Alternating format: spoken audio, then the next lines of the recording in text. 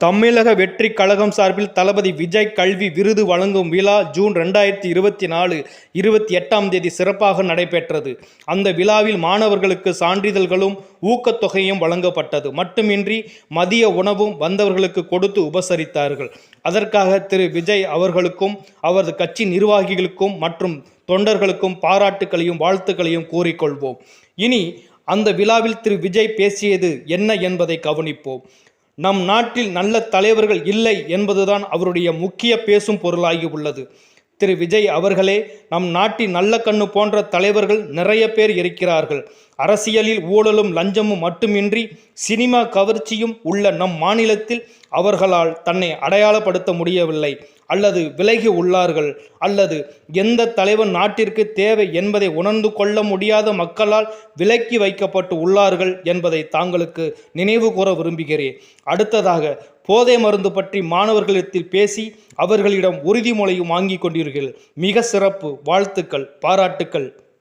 அதே வேளையில் நீங்களும் அந்த உறுதிமொழிக்கேற்ப இனிவரும் நீங்கள் நடிக்கும் படங்களில் போதை மருந்துகளை பயன்படுத்தும் நடிகராக தயவு செய்து வந்து விடாதீர்கள்.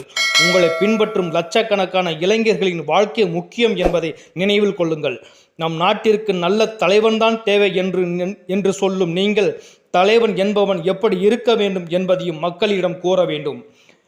அரசியல் மாற்றம் வேண்டும் என்று வெறும் முழக்கம் இட்டு பேசினால் மாற்றம் வராது தோழரே. பேச வேண்டிய இடத்தில் தலைவன் பேச தவறினால் மாற்றம் வர வாய்ப்பில்லை. கல்வி விழாவில் நீங்கள் நீட்டை பற்றி பேசாமல் மௌனம் காட்டியது ஏன்? அதே விழாவில் அனைத்து கட்சிகளிலும் நடைபெறும் தனிநபர் துதிபாடும் அவலம்தான் உங்கள் மேடையிலும் அரங்கேறி உள்ளது. குறிப்பாக ஆசிரியர் என்று சொல்லிக்கொண்டு மேடையில் பாட்டு பாடிய அந்த பெண்மணி,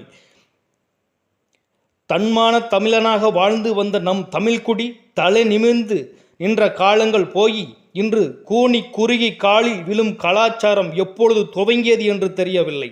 இந்த கண்டிக்கத்தக்க செயலும் தங்கள் விழாவில் நடந்தேறி உள்ளது. ஆம், திரு புஷி ஆனந்த் என்பவர் யார்? உங்கள் கட்சியின் செயலாளராக இருக்கலாம். அதற்காக அவர் காலில் மாணவர்களும் அவர்களது பெற்றோர்களும் ஏன் காலில் விழ வேண்டும்? அதை அவர் எப்படி அனுமதித்தார்? அவரால் அவர்களை தடுக்க முடியாதா? அல்லது இது தவறு என்று சொல்ல முடியாதா?